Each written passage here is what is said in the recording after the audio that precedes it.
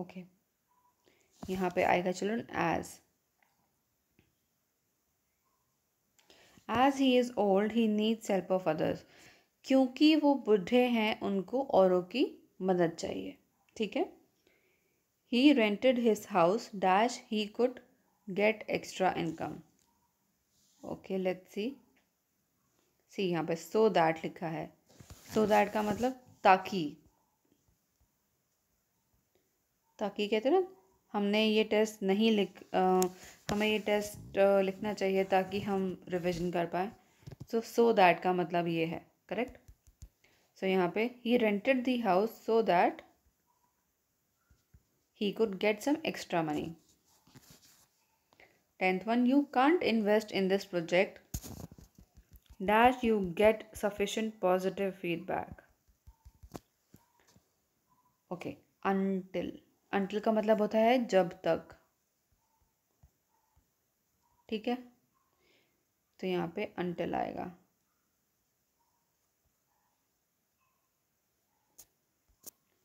Okay, let's go to the next page. Children, third question जो है, join the sentences using the conjunctions given in the bracket. इसमें आपको bracket में जो conjunction दिया है उसके मदद से दोनों सेंटेंसेस ज्वाइन करने हैं। चिल्ड्रन, जब हम दो सेंटेंसेस ज्वाइन करते हैं तो सर्टेनली हम उनके बीच में ये जो फुल स्टॉप लगा है या जो कॉमा लगा है वो हम हटा देंगे। ऑल्सो जो अननेसेसरी पार्ट ऑफ सेंटेंस होता है वो हम हटा देते हैं। We can change a few other things in the sentence according to the conjunction that we are using. Let's see some example. Okay, I will give more examples in this so that you have a good idea. Let's do 5, 6, 7, 8, 9. ठीक है। Fifth one. It was getting dark. I took a cab. It was getting dark तो आप ऐसे लिखेंगे, full stop यहाँ से हटाएंगे, सो लगाएंगे। सो आई टुक अ कैब। इसमें ऐसा कोई पार्ट नहीं है सेंटेंस का जो कि हमें रिमूव करने की ज़रूरत पड़े, अदरवाइज इसका मीनिंग चेंज हो जाएगा। ऑलराइट, इसीलिए हम कुछ भी चेंज नहीं करेंगे, सिर्फ फुल स्टॉप हटा के सो लगा देंगे इसमें। Okay, let's see the next one, sixth one. I took a cab, it was getting dark. I took a cab तो वैसे ही आएगा, हट जाएगा आपका full stop, as it was getting dark, बस एज आ जाएगा फुल स्टॉप की जगह, that's it. Seventh one, he tried to call you, your phone was out of coverage area. Again, full stop हट जाएगा, बट आ जाएगा और कुछ भी चेंज नहीं होगा।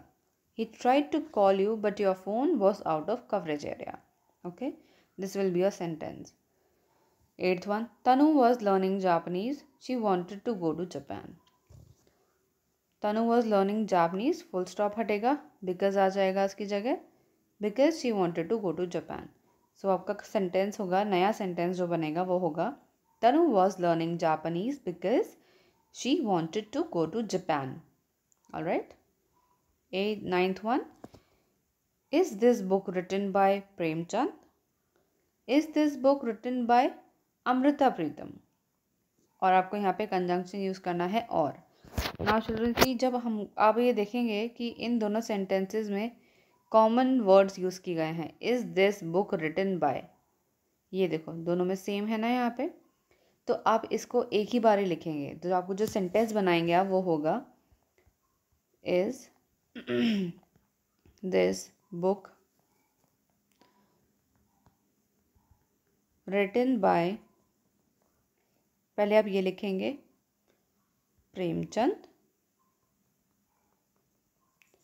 फिर आप और लगाएंगे आपका कंजंक्शन, ठीक है। उसके बाद आप लिखेंगे Amrita Pritam.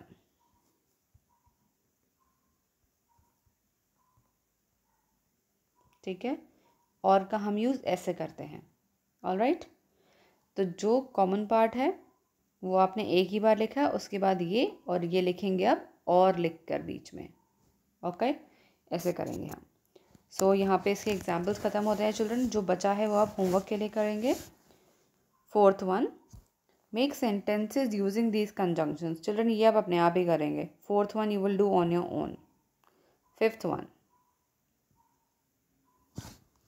Okay, circle the correct conjunction to complete these proverbs.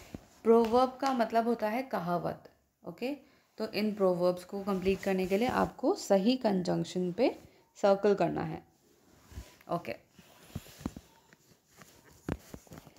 Children, ये मैं आपको पूरा करके दूंगी so that you get to know the proverb also, and आपका एक बार रिविजन भी हो जाएगा। Let's start the first one. Time and और बट के बीच में चॉइस दिया है चिल्ड्रन, तो आप कैसे डिसाइड करेंगे? आपको ये देखना है कि सेंटेंस का मतलब क्या है। ठीक है, क्या मतलब बन रहा है सेंटेंस का। Time but tide wait for none. अगर बट लिख देंगे यानी कि बट का तो मतलब होता है ना, बट का मतलब बेसिकली लेकिन होता है। टाइम लेकिन tide, it will be no sense, correct. So हम लिखेंगे time and tide wait for none. When and though है सेकेंड वन में। The going gets though, the tough gets going. Sorry, I just mispronounced one word children. इसमें हम when लिखेंगे। when the going gets tough, the tough gets going। Okay, इसका मतलब ये है कि जब चीज़ें मुश्किल हो जाती हैं तो मुश्किल चीज़ों को करने के लिए आप खुद टफ हो जाते हैं, correct. Third one, hope for the best but as prepare for the worst. इसमें हम लिखेंगे बट। एज का मतलब, एज कब लिखते हैं हम चिल्ड्रन? जब हमको रीजनिंग देनी होती है। I took a cab as it was getting dark, क्योंकि वो डार्क हो रहा था इसलिए मैंने कैब लिया। हम बट लिखेंगे यहाँ पे क्योंकि प्रोवर्ब होता है hope for the best but prepare for the worst, यानी कि आप होप करो कि बेस्ट होए और प्रिपेयर करो जो कि आप वर्स्ट केस सिनेरियो में करोगे। ऑलराइट, उसके लिए आपको प्रिपेयर करना चाहिए। Fourth one, the teacher has not taught, the students has learned.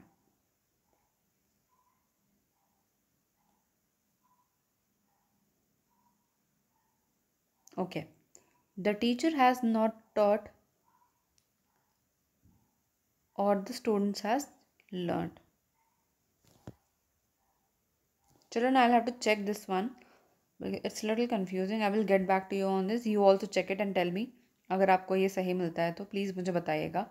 Fifth one, slow and if study wins the race. Slow and study wins the race, if नहीं आएगा यहाँ पे। You can lead a horse to water but, और if you can't make him drink. You can lead a horse to water but you can't make him drink. इसका मतलब है कि आप एक घोड़े को पानी के पास तो ले जा सकते हो, लेकिन आप उस घोड़े को पानी ड्रिंक नहीं करवा सकते। ड्रिंक तो उसको खुद ही करना पड़ेगा ना। So I can help you children to study your chapters, your books, everything, but I can not write your exams, I can not learn it for you. Alright, इसका मतलब ये होता है। Seventh one, talk of the devil and he is sure to appear. यहाँ पे और नहीं आएगा, एंड आएगा, यानी कि शैतान का नाम लो और शैतान हाजिर। सेवेंथ वाला, इफ और बट दिया है नेक्स्ट में। Life gives you lemons, make lemonade. If life give you lemon, make lemonade. इसका मतलब होता है चिल्ड्रन कि अगर आपको ज़िंदगी नींबू देती है तो आपको नींबू पानी बनाना चाहिए। इसका ये लिटरल मीनिंग है। इसका दूसरा मीनिंग ये होता है, कहावत का मतलब ये होता है कि अगर आपको ज़िंदगी ने कुछ कम दिया है तो आपको उसका बेस्ट बनाना चाहिए। ठीक है, इसका मतलब ये नहीं है कि आपको नींबू पानी बनाना शुरू कर देना चाहिए। इसका मतलब ये होता है कि अगर आपको ज़िंदगी ने जो भी कुछ दिया है आपको उस सिचुएशन का बेस्ट करना चाहिए। Okay, ninth one, keep your friends close but your enemies closer, if नहीं आता। इसका मतलब होता है चिल्ड्रन नाइन्थ वन, इसमें हम बट यूज़ करेंगे।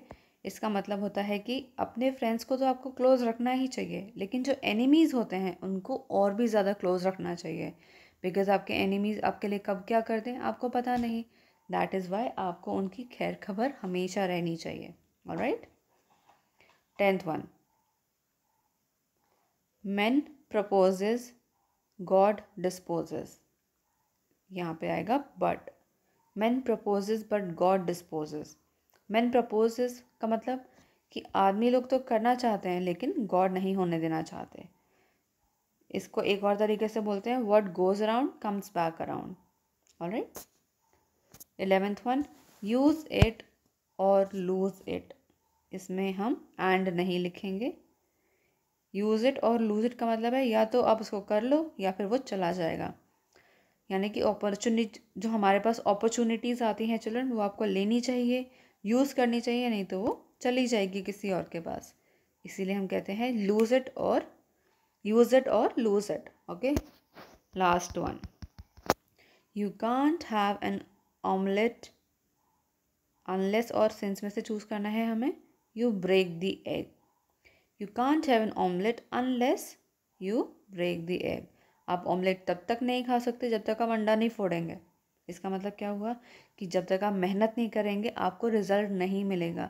अगर आप अपने हाथ में अंडा लेके वेट करते रहेंगे कि ऑमलेट बन जाएगा तो वो कैसे बनेगा, वो कभी ऑमलेट नहीं बनेगा. Correct. So you will have to learn things, you know, do a little hard work to achieve what you want to achieve in your life. Okay. Children soon हमारे स्कूल्स खुल जाएंगे. आपने देखा होगा दिल्ली में एंड बाकी सारे स्टेट्स में स्कूल खुल गए हैं.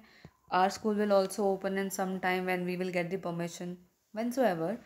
सो please don't think that online है कुछ नहीं होता, नहीं पढ़ेंगे तो भी चलेगा. चिल्ड्रन अभी शायद आप ना पढ़ें बट बाद में ये आपको बहुत ज़्यादा कॉस्ट करने वाला है. Okay. So you still have time. SA2 में भी टाइम है. Please prepare for your exams. Any questions you can ask me. Anything you can please ask me. Okay. And this is all for today.